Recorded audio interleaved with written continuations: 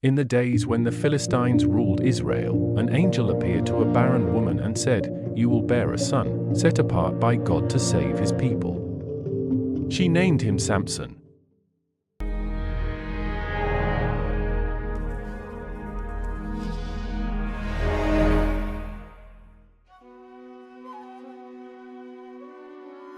A long time ago, in the heart of Africa, there was a village called Dahomey. The people of Dahomey were once proud and free, but over time, they had become weak and had forgotten the ways of their ancestors. Because of this, the mighty Philani warriors, fierce raiders from the east, conquered them and made them their servants. The people cried out to Niyameh, the Great Spirit, for a deliverer. In a quiet hut at the edge of the village, there lived a humble hunter named Manoah and his wife. They had no children, and this brought them great sorrow.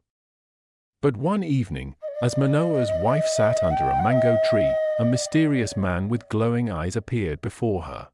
"Do not be afraid. Niyameh has heard your cries. You will have a son. He will be a great warrior and will begin to free your people from the Philani. But you must never give him palm wine, and his hair must never be cut, for his strength will come from the covenant of his hair." True to the words of the stranger, she gave birth to a boy and named him Samsoni. From a young age, Samsoni was different from the other children. His arms were strong like the roots of an iroko tree, and his speed was like that of a cheetah. As he grew, his strength became legendary. One day, while walking alone in the dry grasslands, Samsoni heard a deep growl behind him. He turned and saw a huge lion, its golden mane shimmering under the sun. The beast leapt at him. But the spirit of Niyameh came upon him, and with his bare hands, he gripped the lion's jaws and tore it apart as if it were a young goat. He left the carcass there and continued on his journey. Days later, he passed by the same place and saw that bees had built a hive inside the lion's remains. He took some honey and ate it, smiling at the mystery of life. As Samsoni grew, he became fascinated with a young woman from the Philani people. His parents were troubled. "Why must you choose a woman from our enemies?" Do not worry. Niyameh has his plans. During the wedding feast, Samsoni challenged the Philani warriors with a riddle. For days, they could not answer, and in their frustration, they threatened the bride to get the answer from Samsoni.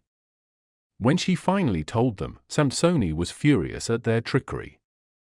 His spirit burned with anger, and he stormed into a nearby Philani town, striking down 30 warriors to pay off the bet. From that day, he was a marked man. The Philani feared Samsoni, so they sent an army to capture him. They convinced the elders of Dahomey to hand him over, and Samsoni allowed himself to be tied with ropes. But as the Philani warriors laughed and mocked him, the spirit of Niyameh filled him again. With a mighty roar, Samsoni snapped the ropes as if they were threads. Looking around, he grabbed a dry donkey's jawbone from the ground and used it as a weapon. He fought fiercely, striking down 1,000 warriors before the rest fled in terror.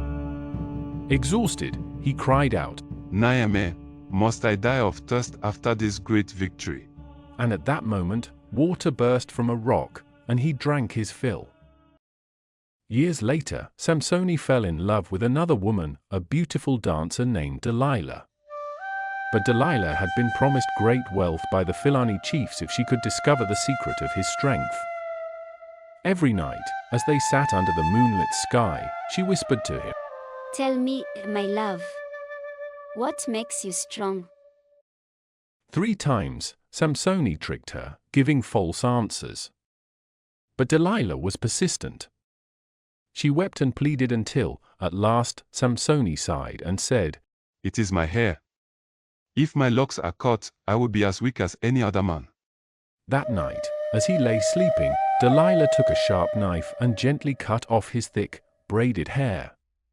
When he woke, he tried to fight, but his strength was gone. The warriors seized him, blinded him, and took him in chains to their capital. The Philani were overjoyed. They took Samsoni to their temple, where they worshipped their false gods. Thousands of people gathered, laughing and spitting at the once mighty warrior. Samsoni stood quietly, listening to the voices of his enemies. He could feel the heat of the torches and the weight of the chains on his wrists. A young servant led him by the hand, and Samsoni whispered, "Take me to the pillars that hold this place up, so I may rest against them." The boy, thinking nothing of it, guided him there. He lifted his face toward the heavens and prayed, "Niyameh, my Great Spirit, remember me. Give me strength just one more time, so I may bring justice upon these oppressors." A deep power surged through him, stronger than ever before. His fingers gripped the pillars, and with a mighty shout, he pushed with all his strength. The stones groaned, the temple shook, and cracks split through the pillars. The laughter of the Philani turned to screams as the great temple collapsed, crushing the warriors, the nobles, and the false priests. Samsoni, too, was buried beneath the ruins, but in his final moment, he smiled. He had fulfilled his destiny. That day, the people of Dunumi saw that Niyameh had not forgotten them. Though Samsoni had fallen, his sacrifice had broken the power of the Philani.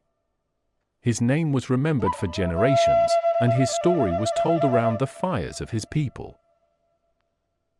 Thus ended the tale of the mighty Samsoni, the warrior chosen by the Great Spirit, whose strength shook mountains and whose name would never be forgotten.